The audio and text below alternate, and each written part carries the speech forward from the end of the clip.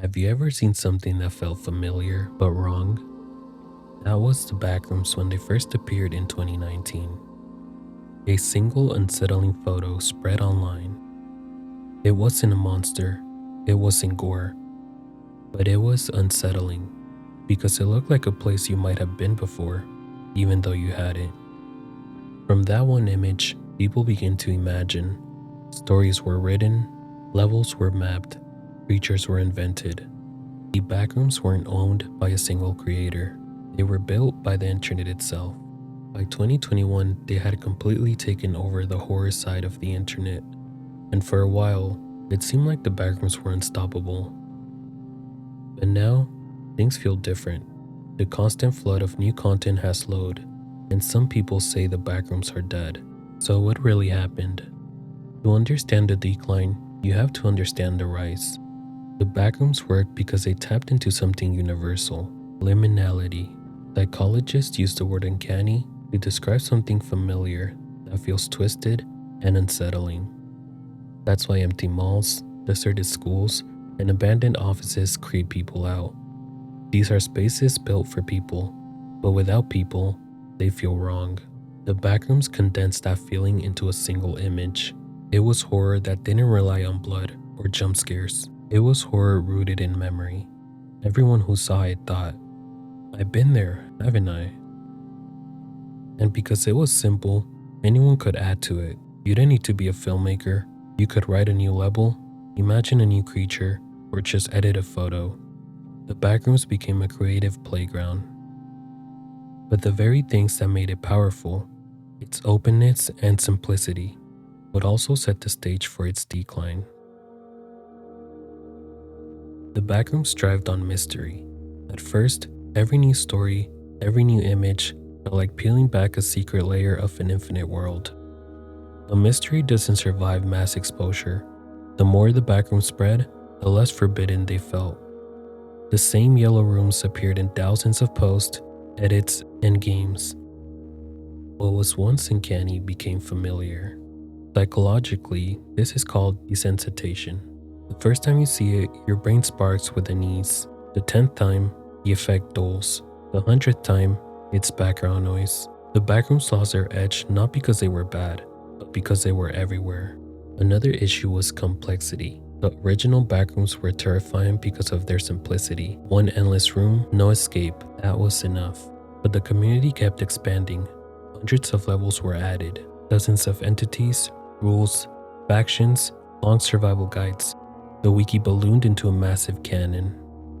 For dedicated fans, this was exciting. For newcomers, it was overwhelming.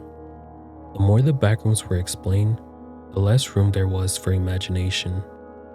Horror often works best when the gaps are left unfilled. The Backrooms became crowded with detail, and some of the unease slipped away. Alongside complexity came repetition. The internet is fast at recycling ideas. As soon as the Backrooms content became predictable, endless recreations of the same yellow rooms, the same survival stories, and the same tropes, repeated again and again. Audiences got tired. Without novelty, the fear faded. And when the viewers stopped engaging, platforms stopped recommending Backrooms content. The cycle slowed down. Less exposure led to fewer views, which led to fewer creators, which led to less content worth sharing. The buzz didn't collapse overnight, it just drained away. This cycle isn't unique to the Backrooms. Internet horror has always worked this way. Slenderman dominated in the early 2010s, inspiring games and stories before its mystery was stripped away. Creepypasta had its golden years, then cooled. Analog horror exploded in 2020, only to slow down a few years later. The Backrooms are part of that lineage. A viral rise, a flood of content, then a retreat into the background. It's the rhythm of online culture itself. But are the Backrooms dead? Not quite. The main wikis are still updated. New levels are still being added.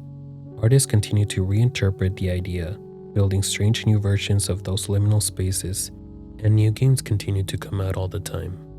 It's quieter, yes, but that quiet has its own authenticity.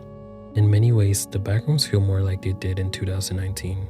Hidden, unsettling, something you stumble into by accident. So where do we go from here? The Backrooms may remain niche, a community-driven project that survives quietly in the corners of the internet. That would be enough to keep them alive.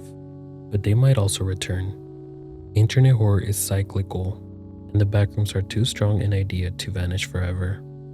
All it would take is fresh interpretation, a film, a new game, a creative twist to spark another wave of attention. The cycle of horror online is one of reinvention. What seems dead one year can return in the next, reshaped and reborn. So are the Backrooms dying?